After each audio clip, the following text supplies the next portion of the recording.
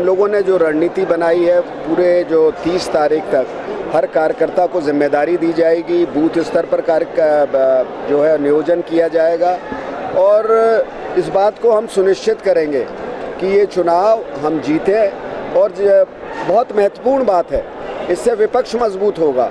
अविश्वास प्रस्ताव की जो बात करते हैं, एक एक जो है कहते हैं ना कि समुद्र में एक एक बूंद जो है वो समुद्र बनाती है।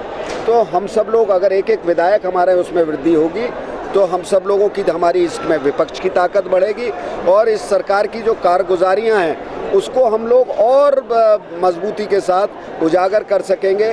और ख़ास तौर से जो मुख्यमंत्री हैं, जो वर्तमान मुख्यमंत्री, उनकी असफलताओं को हम लोग जनता के बीच में लेकर जाएंगे। सर, कितनी चुनौती मान रहे हैं इलाहाबाद बाई इलेक्शन? अभय सिंह कह चुके हैं कि हैट्रिक लगा चुके हैं, चौका मारेंगे। देखिए, वो मैं उस पर ज़्यादा टिप्पणी नहीं करना चाहूँगा। जैसा कि अभी बात आई थी, अविश्वास प्रस्ताव में वो इस्तीफ़ा दे देते हैं जब आता है, और उन्होंने ही ये इस बात को कृषि बिलों को लेकर इस्तीफ़ा दिया था। तो मैं सच में अपने दिमाग को बहुत ज़ोर देता हूँ कि परिस्थिति क्या बदली कि वो दोबारा चुनाव में आ रहे हैं। क्या उन्होंने आदरणीय प्रधानमंत्री जी के माध्यम से कृषि बिल पे कोई आश्वासन ले लिया है कि उनको निरस्त कर दिया जाएगा? और अगर ऐसा नहीं है कि स्थिति यथातथ जस की तस बनी हुई है, तो फिर किस बात को लेकर वो चुनाव लड़ रहे हैं? जनता को बस के सामने ये तो बात बताएं ना कि मैंने इस्तीफ़ा क्यों दिया और अब परिस्थिति ये बदली है, अब हम चुनाव में लड़ रहे हैं। तो उनको चौवे छक्के की बात करने दीजिए। कहते हैं ना, शेर और खरगोश की लड़ाई, आपने खरगोश और कछुए की लड़ाई, वो दौड़ आपने सुनी होगी। तो हम लोग तो ज़्यादा बड़बोले हैं नहीं, हम लोग अपने काम करते हैं और उसका जो प्रतिफल ज़मीन पर और इस चुनाव के परिणाम में हमारे पास ऐसे योद्धा हैं जो हमारे दोनों शीर्ष नेतृत्व की, हमें पूरा विश्वास है कि इनके नेतृत्व में हम चुनाव जीतेंगे। 20 स्टार प्रचारकों की लिस्ट जारी की गई कांग्रेस की तरफ से, आपका क्या सिस्टम है, कैसे कब से प्रचार करेंगे आप? चुनाव तो आज से अब चुनाव प्रचार शुरू हो गया है। सब लोगों की जिम्मेदारी, मैंने जैसे कहा कि लगाई गई है। सब लोग अपने अपने जिम्मेदारियों का निर्वाह करेंगे और चुनाव प्रचार में जुटेंगे। सर, CWC की मीटिंग होने जा रही है, क्या अहम बात रहेगी? देखिए, उसमें कुछ मुद्दे हैं, वो सभी CWC की बैठक ही अपने आप में अहम होती है, तो उसके दूरगामी परिणाम होते हैं, महत्वपूर्ण विषय हैं जिनको लेकर चर्चा होगी और उसको आपको जब वो बैठक संपन्न होगी तो आपको खुद ब खुद पता चलेगा क्या उसमें सुन लिया जाएगा। अब देखिए, इस पे तो मैं अभी कुछ कि कौन लिया जाएगा कौन, अभी मैंने कहा ना कि जब बैठक में विचार विमर्श होगा, सब मुद्दों पे विचार विमर्श होगा और जो उसका निष्कर्ष निकलेगा आप लोगों के सामने आएगा।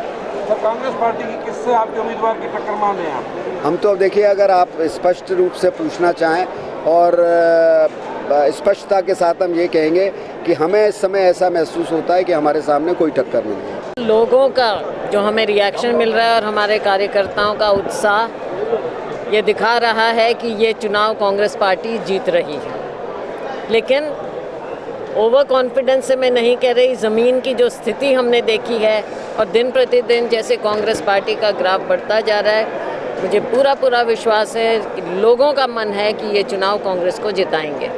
पूर्व मंत्री जगदीश नेहरा के आने से कितनी मजबूती मिलेगी? बहुत अच्छी बात है, हमारे पुराने कांग्रेस पार्टी के स्तंभ रहे हैं और अब उनकी घर वापसी हुई है, पूरी मजबूती मिलेगी। ये पहले यहाँ से चुनाव लड़ भी चुके, पूरे एरिया को अच्छे से जानते हैं। लोक दल को अच्छी टक्कर यहाँ पे कोई मुख्य रूप से देता था, वो जगदीश नेहरा जी थे। अभी रमेश बाबू भी बीजेपी ज्वाइन कर चुके हैं। अब देखिए, अब तो उनको लोगों के बीच में जाना मुश्किल हो जाएगा। बीजेपी ज्वाइन किया आज के दिन ऐसे समय में किसानों की बात उठाने की, मजदूरों की, गरीबों की आवाज़ उठाने की है और बीजेपी में जा रहे हैं, लोगों को क्या जवाब देंगे वो?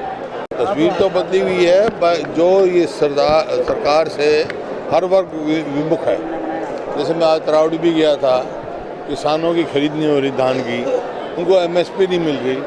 बाजरे का जो MSP 2250 रुपये है, 800 रुपये बिक रहा है या 1000 बिक रहा है और ये कह रहे 72 में हम 600 देंगे, बाकी कहाँ से जाएगा? तो किसान है या गरीब आदमी है, मजदूरी भी कम हुई, जैसे मैंने, हर वर्ग इनसे परेशान है। तो कांग्रेस पार्टी की तरफ देख रहे हैं और लोगों को कांग्रेस पार्टी से ही उम्मीद है। तो यहाँ बाई इलेक्शन में कांग्रेस पार्टी की जीत होगी। उन्हें साहब गढ़ की बात की जाती है, INLD का गढ़ है, हर बार INLD जीतती है। इस बार क्या कांग्रेस हर बार तो नहीं, 2005 में तो भरत सिंह जीते थे कांग्रेस में। लेकिन एक आंकड़ा कहता है कि यहाँ पर INLD जीतती है। हाँ, गढ़ कहते हैं अब ये गढ़ टूटेगा, कांग्रेस जीतेगी।